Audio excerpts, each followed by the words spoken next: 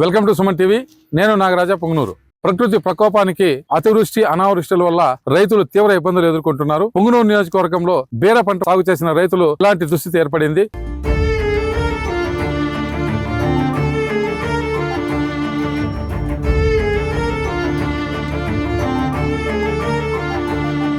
అధిక దిగుబడులు వచ్చినప్పుడు ఇక్కడ మార్కెట్ ధరలు పతనం కావడం, అదే విధంగా ఎక్కువ ఖర్చు కావడం వంటివి ఇక్కడ రైతులు ఎదుర్కొంటున్న సమస్య. పొంగనూరు నియోజకవర్గంలో ఎక్కువ వరి సాగు చేసేవారు. అయితే ప్రభుత్వం ఇచ్చిన ప్రకటనల మేరకు వాణిజ్య పంటలపై మొగ్గు చూపాలని తెలపడంతో ఈ ప్రాంత రైతులు బీర పంటను అధికంగా సాగు చేశారు.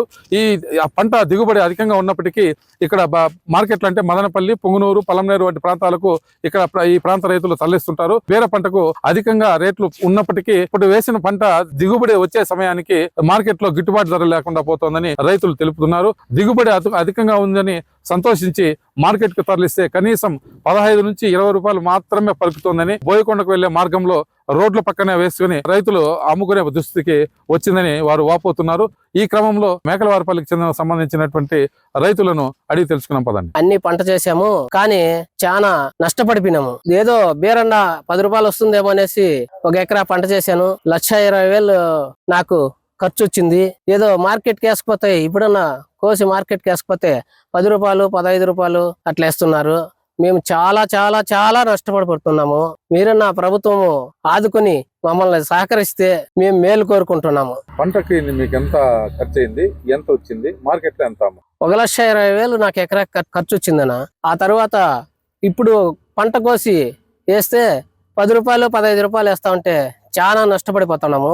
శ్రీ బోయకొండ గంగమ్మ దేవస్థానము రూట్ లో మాది మేకలవారిపల్లి.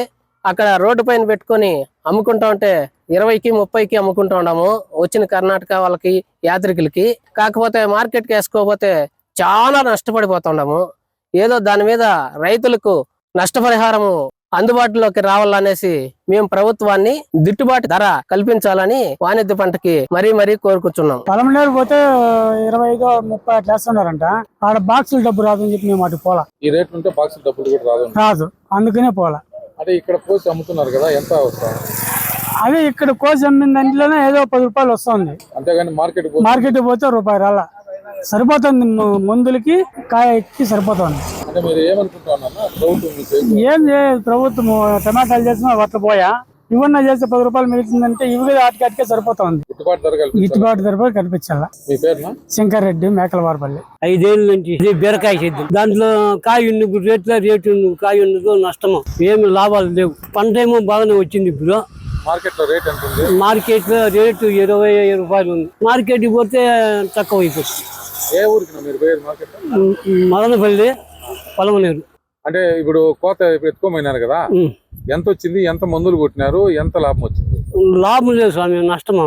పెట్టుబడులు చాలా పెట్టినాము. ఎంత పెట్టినారు? 1.5 లక్షలు. ఈ రోజు మన పైన క్రాప్ ఎత్తుకోమైనా కదా, ఎంత వచ్చింది? మొన్న 1 క్వింటాల్ కాయలు అట్టుకున్నాము.